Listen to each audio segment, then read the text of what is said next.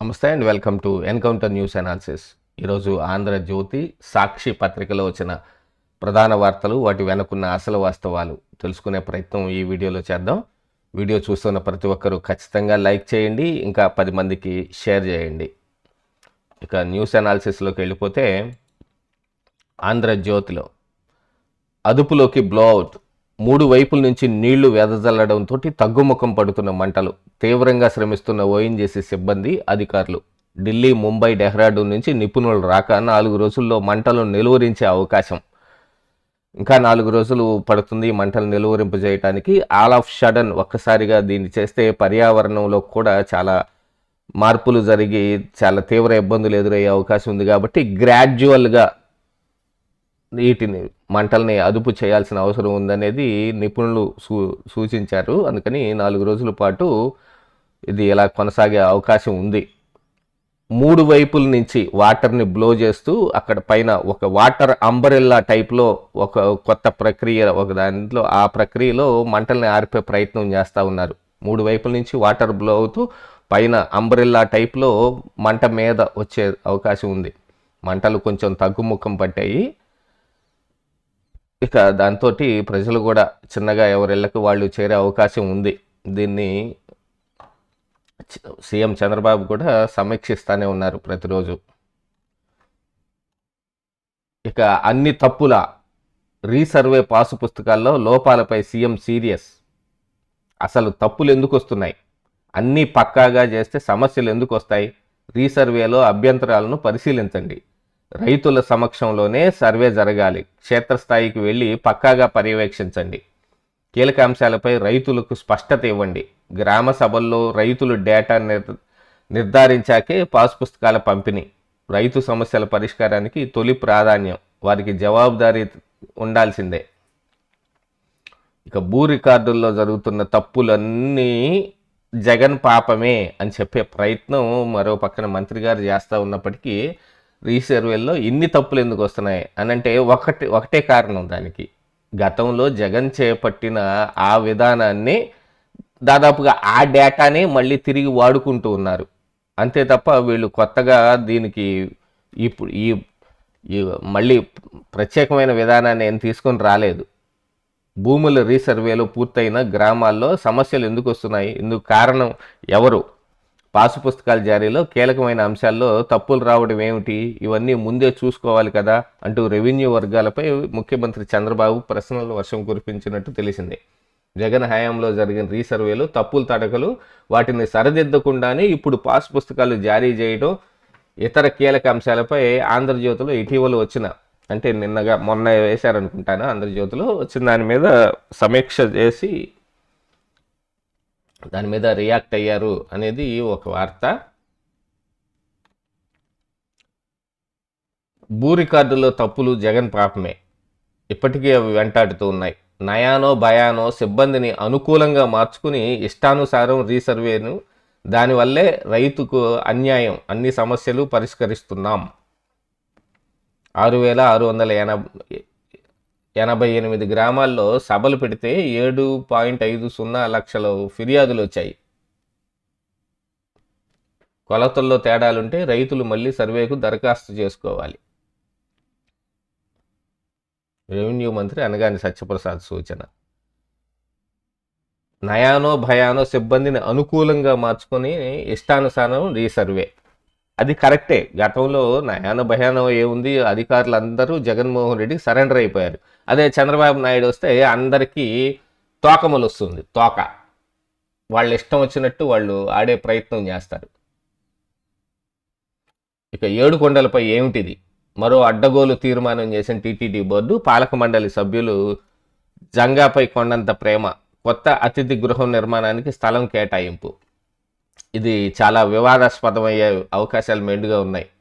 ఈయన గతంలో కాంగ్రెస్ అధికారంలో ఉన్నప్పుడు, వైఎస్ఆర్ కాంగ్రెస్ పార్టీ అధికారంలో ఉన్నప్పుడు, ఇప్పుడు కూటమి అధికారంలోకి వచ్చిన ఈయనే పాలక మండలి సభ్యులుగా ఉంటారు. ఈయనకి 2005 నుంచి ఉన్న ఒక కళ, పైన ఒక గెస్ట్ హౌస్ కట్టుకోవాలి, తిరుమలలో ఈయనకు ఒక గెస్ట్ హౌస్ ఉండాలి అనేది. అది అహర్నిశలు ప్రయత్నం చేసి మరి ఇప్పుడు కుదిరినట్టుంది. ఇప్పటికి మరి తీర్మానం పాస్ చేయించుకోగలిగారు. చిత్రం ఏంటంటే పెద్ద పెద్ద బడా బడా బాబులకే దక్కంది ఈయన చేసుకున్నాడు. తిరుమల కొండ మీద ఒక్కరోజు వసతి కోసం నానా తెప్పలో పడాల్సిందే. సిఫార్సు మీద అతిథి గృహంలోకి గది దొరికితే అదొక అదృష్టమే. ఇక తామే స్వయంగా కొండ మీద గెస్ట్ హౌస్ నిర్మించడం ఇప్పుడు నిబంధనల ప్రకారం అసాధ్యం. అవకాశం ఇస్తే శ్రీవారికి కోట్ల కొద్దీ విరాళం ఇచ్చి మరీ గెస్ట్ హౌసులు నిర్మించి అప్పగించేందుకు ఎంతోమంది సిద్ధంగా ఉన్నారు. కానీ ఎందరికో అసాధ్యమైన ఈ విషయాన్ని టీటీడీ బోర్డు సభ్యుడు ప్రస్తుతం టీడీపీలో ఉన్న జంగా కృష్ణమూర్తికి సాధ్యమైంది. ఏమిటి ఆయన ప్రత్యేకత ఏమిటో తెలియదు. ఎవరు గవర్నమెంట్లో ఉన్నా ఆ పార్టీల్లో ఉంటాడు ఆయన. అదే ఆయన ప్రత్యేకత. గతంలో 2005లో ఒకసారి ఈయనకి ఆల్రెడీ ఇలా కేటాయించే అవకాశం ఈయన కోసం నిబంధనలు సడలించారు. ఒక 50 లక్షల రూపాయలు విరాళం ఇస్తే ఆయనకి ఈ ల్యాండ్ అలాట్మెంట్ చేస్తారు. కానీ ఆయన ఇవ్వాల్సిన 50 లక్షలని ఇవ్వకని కారణానికి మళ్ళీ అది తిరిగి వెనక్కిపోయింది. అయినా కూడా ప్రత్యేక పరిస్థితుల్లో మళ్ళీ కేటాయింపు చేసుకున్నాడంట గతంలోనే.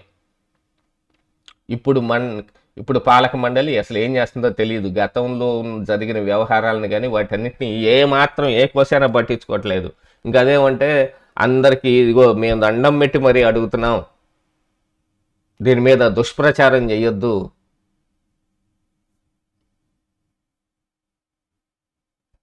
అని చెప్పే. వైఎస్ జగన్ హయాంలోనూ ఆయనకు అవకాశాలు తగిన డిపాజిట్లు చెల్లించకుండా వదిలేసిన జంగా తర్వాత మళ్ళీ కోరుకున్న ససేమిరాన్న టీటీడీ గ్లోబల్ ట్రస్టును తెరపైకి తీసుకొచ్చిన కృష్ణమూర్తి. ట్రస్ట్ పేరిట స్థలం అసలు కుదరదని తేల్చిన బోర్డు వైసీపీ హయాంలోనే ఆయనకు చొక్కెదురు. కూటమి అధికారంలోకి రాగానే మళ్ళీ బోర్డులో చోటు. మరోసారి స్థలం కోసం పావులు కదిపిన జంగా. ప్రత్యేక కేసు అంటూ పాలక మండలి ఆమోదం. భానుప్రకాష్ వ్యతిరేకించిన ముందుకే.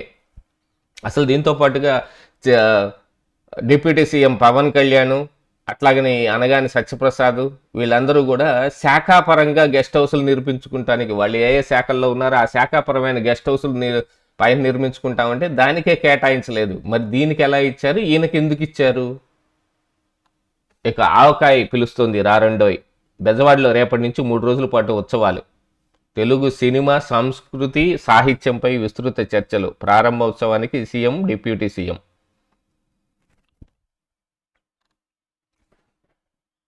ఇక వైభోగమే. సముద్రం ఒడ్డున పచ్చని అందాల చెంతన ఆధునిక హంగులు భోగాపురం సొంతం. అలల మీదుగా ఎయిర్పోర్ట్లోకి ల్యాండింగ్. ఆహ్లాదకరమైన ప్రయాణ అనుభూతి. అంతర్గత నిర్మాణ డిజైన్లను తెలుగుదనం.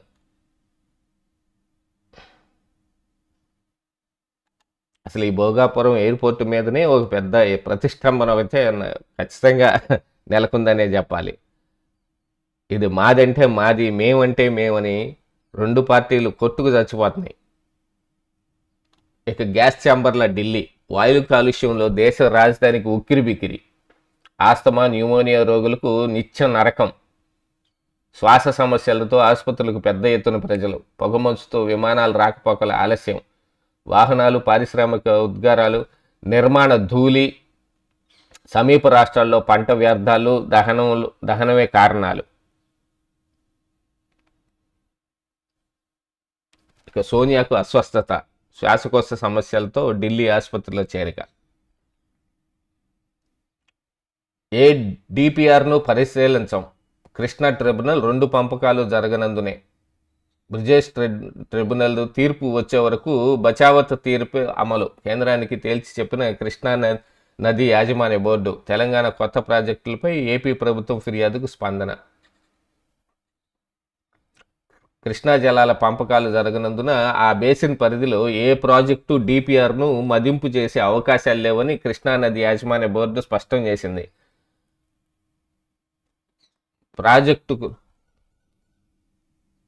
ప్రాజెక్టుల వారీగా, రాష్ట్రాల వారీగా నీటి కేటాయింపుపై విచారణ జరుగుతున్నందున డిపిఆర్ను పరిశీలించే అవకాశాలు లేవని తేల్చి చెప్పింది.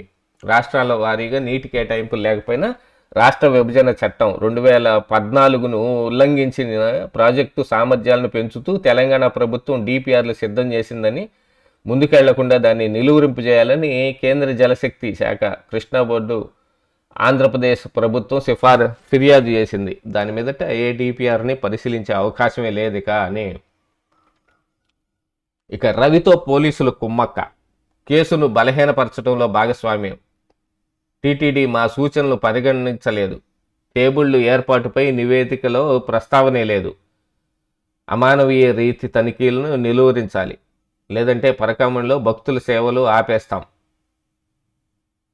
హైకోర్టు నిన్న దీని మీద విచారణ జరిగింది.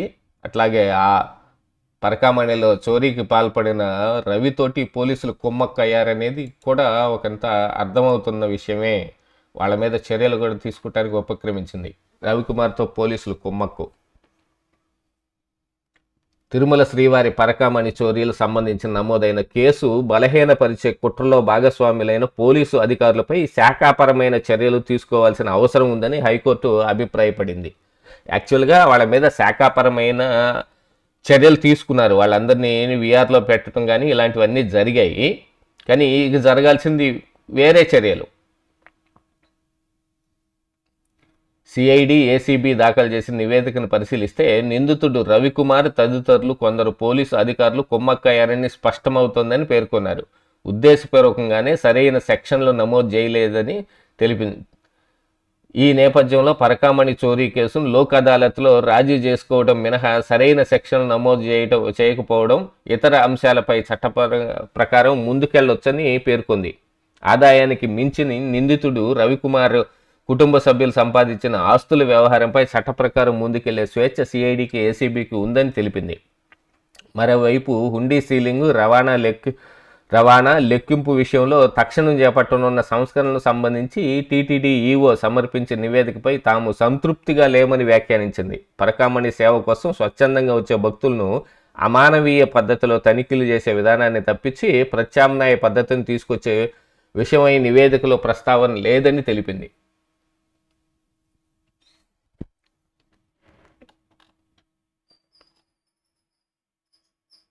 రీసర్వే అన్ని తప్పులా? మీరు చెబుతున్న దాని ప్రకారం నివేదికల ప్రకారం అంతా పక్కాగా రైతు సమక్షంలోనే రీసర్వే జరుగుతుంటే తప్పులు ఎందుకు వస్తున్నాయి? రైతులకు నోటీసులు ఇచ్చే సర్వే చేస్తున్నారా? సర్వేలో రైతులను భాగస్వామ్యం చేస్తున్నారా అని సీఎం ప్రశ్నించారు.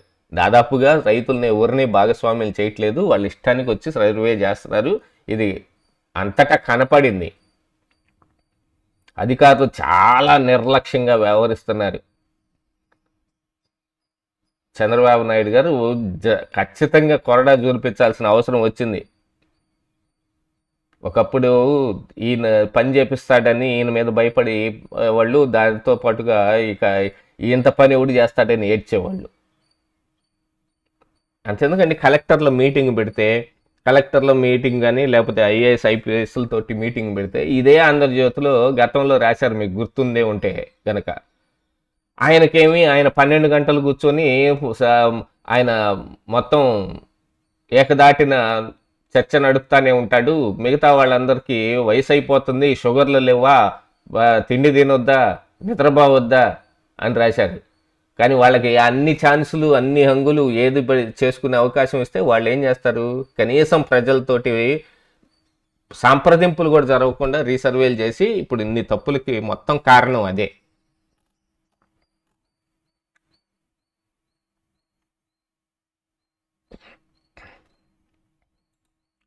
ఒకసారి ఇంటర్నేషనల్ న్యూస్ కూడా చూద్దాం. Excuse me. అమెరికా ఆ 3 దేశాలు కొలంబియా, మెక్సికో, క్యూబాలపై గురి ఎందుకంటే అక్కడ పెట్రోల్ నిల్వలు ఎక్కువ ఉన్నాయి, వాళ్ళని వీళ్ళ అధీనంలోకి తెచ్చుకోవాలి. క్యూబాకి అమెరికాకి ఇప్పుడు అయింది కాదు, గతంలో చానాళ్ల నుంచి జరుగుతుంది. ఫిడెల్ కాస్ట్రో ఉన్నప్పటి నుంచే, ఆయన అధ్యక్షుడైన దగ్గర నుంచి అమెరికాకి ఒక పెద్ద రాచపుండు లాంటి వాడు క్యూబాని అలా తయారు చేశాడు. డ్రగ్స్ అధికారికంగా బండించి అమెరికాలోకి నెడతారు, మీరు మొత్తం నాశనం అయిపోండి అని. ఎందుకంటే వాళ్ళు వీళ్ళ మీద గతంలో చేసిన దాష్టికం కూడా అలాగనే ఉంది. సో ఫెడరల్ కాస్ట్రో ఆ ఉద్యమాన్ని నిర్మించి ఎందుకని రావాల్సి వచ్చింది అంటే అమెరికా చేసిన దాష్టీకమే. దమ్ముంటే మదురోలా నన్ను పట్టుకోండి. ట్రంప్ కొలంబియా అధ్యక్షుడు గుప్తావో పెట్రో సవాల్. గతంలో ఎలాగనే ట్రంప్ను సవాల్ చేసిన మదురో.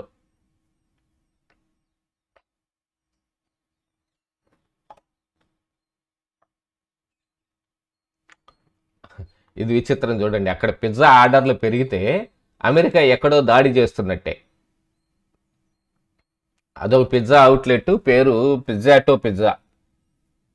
ఆర్డర్ చేసిన కొద్దీ రకరకాల పిజ్జాలను వెంటనే సిద్ధం చేసి వేడివేడిగా అందిస్తోంది. గత శుక్రవారం అర్ధరాత్రి 1:30 తర్వాత ఉన్నట్టుండి పిజ్జాల కోసం వందల కొద్దీ ఆర్డర్లు రావడం మొదలైంది. అదే సమయంలో వెనుజులాలో అమెరికా ఆపరేషన్ జరుగుతోంది. డెల్టా ఫోర్స్ నైట్స్ స్టాకర్స్ దళాలు ఆ దేశ రాజధాని కాకరస్లోకి చొచ్చుకుపోయి అధ్యక్షుడు మదురోను ఎత్తుకొచ్చాయి. ఆ కాసేపటికి పిజ్జా ఆర్డర్లు ఒక్కసారిగా ఆగిపోయాయి. ఆ పిజ్జా అవుట్లెట్ ఉన్నది అమెరికా రక్షణ శాఖ ప్రధాన కార్యాలయం పెంటగాన్ సమీపంలో కావడం అమెరికా దాడులకు పిజ్జా ఆర్డర్లకు సంబంధం ఏమిటనిపిస్తుందా? పిజ్జాల కోసం ఆర్డర్లు పెరిగినప్పుడల్లా అమెరికా ప్రపంచంలో ఎక్కడో ఒక చోట ఏదో పెద్ద దేశంపై, ఏదో దేశం పైనో ప్రాంతం పైనో దాడులు చేస్తుంటుంది. దీన్ని పెంటగాన్ పిజ్జా థియరీ అని కూడా పిలుస్తారు. గతంలో ఇరాక్, ఆఫ్ఘనిస్తాన్లపై అమెరికా దాడుల నుంచి ఇటీవల ఇరాన్పై దాడి, తాజాగా వెనుజులా ఆపరేషన్ దాకా ఇలా పిజ్జా ఆర్డర్లు భారీగా వచ్చాయని చెబుతున్నారు. Pentagon pizza theory. ఇక బంగ్లాదేశ్లోను హిందూ వ్యాపారి హత్య.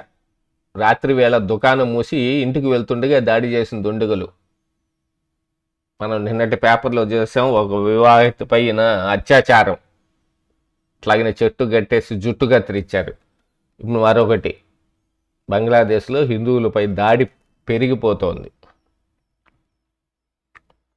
డిసెంబర్ నుంచి ఇప్పటి వరకు 7 హిందువులు బలి. బంగ్లాదేశ్లో మైనార్టీలను, హిందువులు ప్రాణాలను బలిగొంటున్న ఘటన ఆగటం లేదు. సోమవారం రాత్రి మరో హిందువును పొట్టను పెట్టుకున్నారు. మృతుడు 40 ఏళ్ల వయసున్న మోనీ చక్రవర్తి ఓ కిరాణా కొట్టు యజమాని. దుకాణం మూసి ఇంటికి తిరిగి వెళ్తున్న సమయంలో రాత్రి 11 గంటలకు కొందరు దుండగులు ఆయన మీద పదునైన ఆయుధంతో దాడి చేశారు. తీవ్ర గాయాలైన మోనీ పోలీసుల సమీపంలోనే ఆసుపత్రికి తరలించినప్పటికీ ఆయన అప్పటికే మరణించినట్లు వైద్యులు ప్రకటించారు. ఇక మదురోలానే మోడీని ఎత్తుకుపోతారా? వెనుజులా అధ్యక్షుడు మదురోను అపహరించినట్లే ప్రధాని మోడీని కూడా ట్రంప్ ఎత్తుకుపోతాడా అని కాంగ్రెస్ నేత, మహారాష్ట్ర మాజీ సీఎం పృథ్వీరాజ్ చౌహాన్ చేసిన వ్యాఖ్యలు ఇప్పుడు సోషల్ మీడియాలో ట్రోల్ అవుతున్నాయి. వెనుజులాకు జరిగిందే భారత విషయంలోనూ జరగనుందా?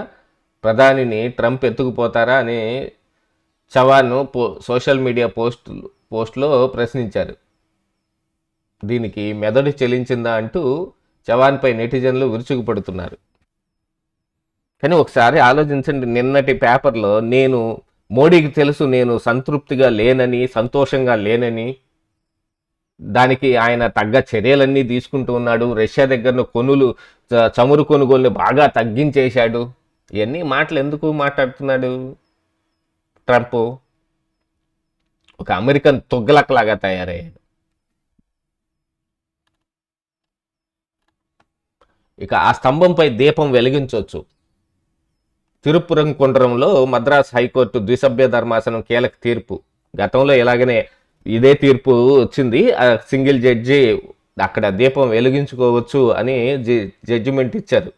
అయితే ఆ జడ్జి గారి అభిశంసనకు మరి అప్పుడు అక్కడున్న లోకల్ తమిళనాడు డిఎంకే పార్టీ తీవ్ర కృషి చేస్తూ ఉంది.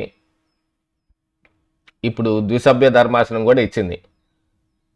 తమిళనాడులో మదురై జిల్లా తిరుప్పురంకుండ్రం కొండపై కార్తీక దీపం వెలిగించే విషయంలో మద్రాస్ హైకోర్టు మదురై బెంచ్ మంగళవారం కీలక తీర్పు వెలువరించింది.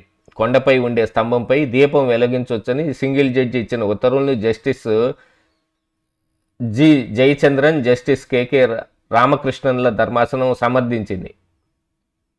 దేవస్థాన ప్రతినిధులు మాత్రమే కార్తీక మాసంలో అక్కడ దీపం వెలిగించాలని స్పష్టం చేసింది. ఈ కార్యక్రమాన్ని జిల్లా కలెక్టర్ పర్యవేక్షించాలని ఆదేశించింది. కొండపైన ఉన్న దీపస్తంభంపై కార్తీక దీపం వెలిగించేందుకు ఉత్తర్వులు ఇవ్వాలని కోరుతూ రవికుమార్ అనే హిందూ మున్నవి కార్యకర్త పిటిషన్పై జస్టిస్ స్వామినాథన్ ఇచ్చిన తీర్పును సవాల్ చేస్తూ తమిళనాడు ప్రభుత్వం దాఖలు చేసిన అప్పీలు ధర్మాసనం తోసిపుచ్చింది. ఇంకా వీళ్ళు మేము సుప్రీంకోర్టుకి వెళ్తామని కూడా అంటున్నారు. కోర్టు తీర్పును తప్పుబట్టారు. తీర్పును సుప్రీంకోర్టులో సవాల్ చేస్తా ఉన్నారు. 100 ఏళ్ల చరిత్రను పరిశీలిస్తే ఎప్పటి వరకు లేని సంప్రదాయాన్ని బలవంతంగా అమలు చేయాలని అవసరం ఏముందని ప్రశ్నించారు. మరోవైపు హైకోర్టు తీర్పుకు బీజేపీ రాష్ట్ర అధ్యక్షుడు నయనార్ నాగేంద్రన్, మాజీ అధ్యక్షుడు అన్నామలై స్వాగతించారు.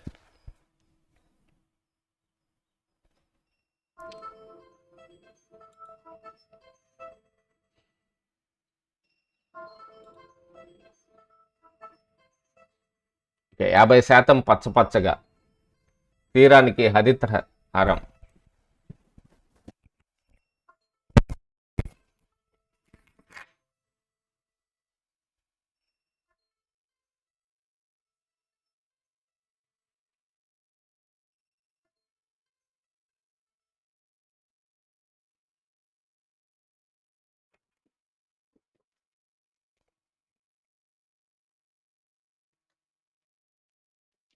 నేటి పరిస్థితికి కేంద్ర కమిటీ వైఫల్యం. సకాలంలో సరైన నిర్ణయాలు తీసుకోలేదు. ఉద్యమాన్ని ముందుకు తీసుకెళ్లడంలోనూ విఫలమే. గణపతి, తిరుపతి ఎక్కడున్నారో నాకు తెలియదు, నేను లొంగిపోలేదు, పోలీసులు పట్టుకున్నారు. ఆంధ్రజ్యోతి ఇంటర్వ్యూలో పిఎల్జిఏ కమాండర్ బడ్సే దేవా, మొన్న లొంగిపోయిన వీళ్ళలో బడ్సే దేవా కూడా ఉన్నారు, నేను లొంగిపోలేదు, పోలీసులు పట్టుకున్నారని ఆయన ఇంటర్వ్యూలో చెప్పాడు. ఇక ఒకసారి సాక్షిలో వాళ్ళ రాతలు, వాళ్ళ గీతలు, వాళ్ళ రోతలు ఒకసారి చూద్దాం. గత 4 రోజులుగా తెలంగాణ సీఎం రేవంత్ రెడ్డి వ్యాఖ్యలు చేసిన దగ్గర నుంచి చూస్తే ఇది ఈ న్యూస్ దీని మీద ఇక్కడే ఉంది. దీని మీద ఏదో ఒక అద్భుతం సాధించాలని, మొన్నటి వరకు ఏదెత్తితే లేచింది లేడికి పరుగు అన్నట్టు ఒక పీపీపీ మెడికల్ కాలేజీలు, పీపీపీ కోటి సంతకాలు, అది ఒక ఉద్యమం అని పేరు చెప్పి ఒక డ్రామా నడిచింది. అది కొన్నాళ్ళు అయిపోయింది. ఇంకా అది ఇక మళ్ళీ దీని మీద దేనికి అవుట్కమ్ ఏముండదు. ఈ ఒక ఉద్యమం చేశారు, దాంట్లో ఏం సాధించారు అంటే ఏముండదు. మేము వస్తే అది చేస్తాం, మేము వస్తే ఇది చేస్తాం, మేము వస్తే నరుకుతాం, చంపుతాం. చంద్రబాబు సీమ జలద్రోహి. ఆయన అధికారంలోకి వచ్చాక రాయలసీమ లిఫ్ట్ పనులను నిలిపేశారు. ప్రాజెక్టు పూర్తయితే వైఎస్ జగన్కు మంచి పేరు వస్తుందనే కుట్రలో. సీమ ఎత్తిపోతలకు పర్యావరణ అనుమతులు లేవనేది దొంగ సాకులే. ఈ ప్రాంతం అంటే చంద్రబాబుకు మొదటి నుంచి కక్షే. ఎందుకుంటుంది చంద్రబాబుకి మొదటి నుంచి కక్ష? ఉన్నవాడైతే మొన్న ఈ పని ఎందుకు చేసి ఉండేవాడు? కుప్పం దాకా 100 రోజుల్లోనే నీళ్ళు ఎందుకు తీసుకెళ్లేవాడు? అది రాయలసీమలో లేదు కాబోలు. పోతిరెడ్డిపాడు విస్తరణ నుంచి సీమ లిఫ్ట్ వరకు అన్ని చోట్ల కుట్రలే. తక్షణమే రాయలసీమ ఎత్తిపోతల పనులు చేపట్టాలి. చంద్రబాబు స్పందించకపోతే ఉద్యమిస్తాం. ఇక సీమ ఎత్తిపోతలతో ప్రయోజనం లేదు. మీడియా సాక్షిగా జలవనరుల శాఖ మంత్రి నిమ్మల వ్యాఖ్యలు.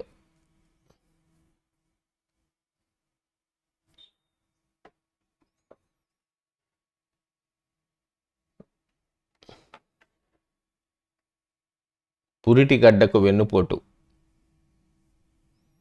మొత్తం అన్నీ 2వ పేజీలో ఉన్నాయి, ఒకసారి చూద్దాం. రాయలసీమ, నెల్లూరు అభివృద్ధి ప్రయోజనాలపై సీమంతైనా చిత్తశుద్ధి లేని చంద్రబాబు. సీమ ఎత్తిపోతలతో ఎలాంటి ప్రయోజనం లేదంటూ మంత్రి నిమ్మల ద్వారా చెప్పించిన బాబు.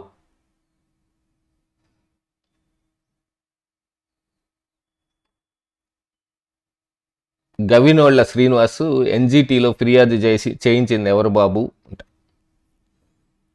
రాయలసీమ ఎత్తిపోతలను 3,307.6 కోట్ల అంచనాతో వైఎస్ జగన్ ప్రభుత్వం కాంట్రాక్టుకు అప్పగించిన పనులు పరిగెత్తించింది. సీమ ఎత్తిపోతల పథకం పూర్తయితే వైఎస్ జగన్కి ఎక్కడ మంచి పేరు వస్తుందనే ఈర్ష్యతోటి తెలంగాణలో మహబూబ్ నగర్ జిల్లాకు చెందిన టీడీపీ సానుభూతిపరుడు గవినోళ్ల శ్రీనివాస్ ద్వారా ఎన్జీటీ బెంచ్లో చంద్రబాబు రిట్ పిటిషన్ దాఖలు చేయించారు.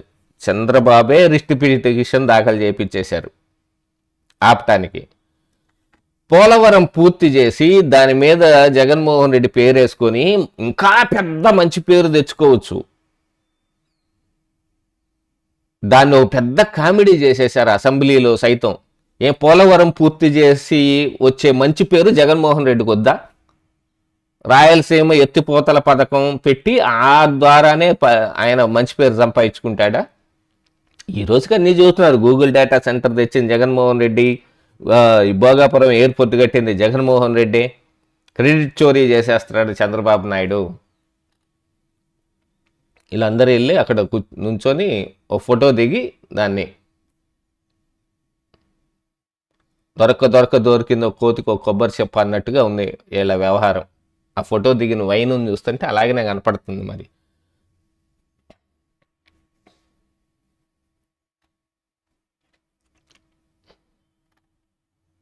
ఇక రుణాంధ్రగా రాష్ట్రం 2 ఏళ్లు గడవకుండానే రాష్ట్ర ప్రజలపై 3 లక్షల కోట్ల అప్పు భారం.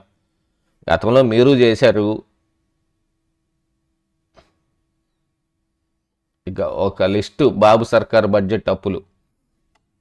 సంక్షేమ క్యాలెండర్కి బదులుగా చంద్రబాబు సర్కారు అప్పుల క్యాలెండర్ అమలు చేస్తోంది. వారం వారం అప్పుల మోత మోగిస్తూ రాష్ట్రాన్ని రుణాంధ్రప్రదేశ్గా మార్చేసింది. అంతకంటే ముందు జగన్మోహన్ రెడ్డి మార్చాడు కదండి. అధికారంలోకి వస్తే సంపద సృష్టిస్తా ఉంటూ ఎన్నికల ముందు నమ్మబలికిన చంద్రబాబు అందిన గాడికి అప్పులు చేయడమే లక్ష్యంగా అడుగులు వేస్తున్నారు. బడ్జెట్ బయట లోపల రాజధాని వివిధ కార్పొరేషన్లు చివరకు గనులు మద్యం ఆదాయాన్ని సైతం తాకట్టు పెట్టి అప్పులు చేస్తూ చంద్రబాబు తన రికార్డును తానే అధిగమిస్తున్నారు. అది జగన్మోహన్ రెడ్డి రికార్డు కదా. మద్యాన్ని రాబోయే 25 సంవత్సరాలు మద్యం పైన వచ్చే ఆదాయాన్ని తాకట్టు పెట్టి అప్పు తీసుకొచ్చిన ఘనత జగన్మోహన్ రెడ్డిది. దాన్ని ఎవరు క్రెడిట్ చోరీ చేయలేరు. మీరే దాన్ని తీసుకెళ్లి ఆ క్రెడిట్ని చంద్రబాబు నాయుడికి అంటగట్టే ప్రయత్నం చేస్తున్నారా? అప్పులు చేయడం లేదు అనేది కాదు, ఇప్పుడున్న ప్రభుత్వం కూడా భారీ ఎత్తున అప్పులు చేస్తుంది. ఆ విషయం కనపడుతుంది. ఎందుకంటే 2014-19 మధ్యలో ఇదే కూటమి అధికారంలో ఉన్నప్పుడు ఇన్ని అప్పులు చేయలేదు.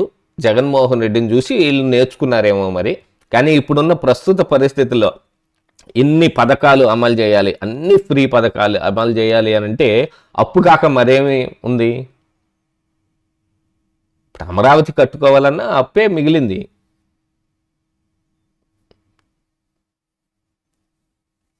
చంద్రబాబు అధికారంలోకి వచ్చిన నాటి నుంచి ఇప్పటి వరకు బడ్జెట్ లోపల చేసిన అప్పులు 172,137 కోట్లు ఎగబాకాయి. ఇక బడ్జెట్ బయట వివిధ కార్పొరేషన్లు రాజధాని పేరుతోటి మరో 127,632 కోట్లు అప్పులు చేశారు. వివిధ కార్పొరేషన్ల పేరుతోటి ప్రభుత్వం గ్యారంటీతో చంద్రబాబు ప్రభుత్వం 80,245 కోట్లు అప్పు చేసింది. మరోపక్క రాజధాని పేరుతో ప్రపంచ బ్యాంకు, జర్మనీ సంస్థ హడ్కో, national bank for financing infrastructure and development, AP power finance corporation limited, NABARD నుంచి ఏకంగా 47,387 కోట్లు అప్పు చేసింది. ఇష్టానుసారంగా అప్పులు చేస్తున్నప్పటికీ సూపర్ 6లో ప్రధాన హామీలు సైతం అమలు చేయకుండా ఎగనామం పెట్టారు. ఇక వీళ్ళ వివరణ లేదు రాస్తారు. ఇక సాక్షి పత్రిక టీవీ రిపోర్టర్ కెమెరామెన్లపై కేసులు. తిరుపతిలో ఫోటోగ్రాఫర్ ఇంట్లో సోదాల్లో పోలీసులు హల్చల్. తిరుమలలో మద్యం ఖాళీ బాటిల్స్ కనపడ్డాయని ఒక పెద్ద హల్చల్ చేసి భూమన్ కరుణాకర్ రెడ్డి వీళ్ళందరూ కలిసి తెగ మీడియాలో మాట్లాడారు. దాని మీద విచారణ చేస్తుంటే అందులో 2 మీడియా ప్రముఖులు అట్లాగనే వైసీపీకి సంబంధించిన కీలక నాయకుడు ఉన్నట్టుగా కొంత సమాచారం సీసీటీవీ ఫుటేజ్ల్లో వాళ్ళు అక్కడ తిరిగిపోయిన తర్వాత జరిగిన వ్యవహారాన్ని మొత్తం కొంత సేకరించినట్టుగా సమాచారం వచ్చింది బయటికి. అందుకని ఆ సాక్షి రిపోర్టర్ల కోసం, కెమెరామెన్ కోసం వెళ్ళారు. వాళ్ళేమో ఇంట్లో లేరు. ఇంట్లో ఉండకుండా వాళ్ళ ఫోన్ కూడా స్విచ్ ఆఫ్ చేసుకొని ఫోన్ కూడా సిగ్నల్కి కూడా అందకుండా వెళ్ళిపోయారు వాళ్ళు. ఇక భోగాపురం ఎయిర్పోర్టుకు దారేది, విశాఖ నుంచి ప్రయాణికులు ఎలా వెళ్ళాలి? కేంద్ర మంత్రి రామ్మోహన్ నాయుడే చెప్పాలి.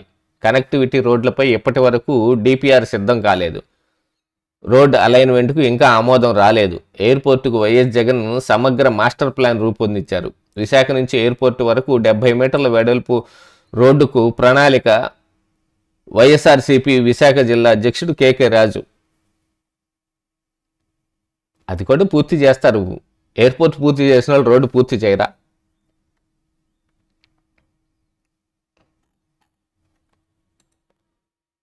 సో ఇవండి ఈ రోజున ఆంధ్రజ్యోతి, సాక్షిలో వచ్చిన ప్రధాన వార్తలు, వాటి వెనుకున్న అసలు వాస్తవాలు. వీడియోని చివరి దాకా చూసిన వారికి నా ప్రత్యేకమైన ధన్యవాదాలు.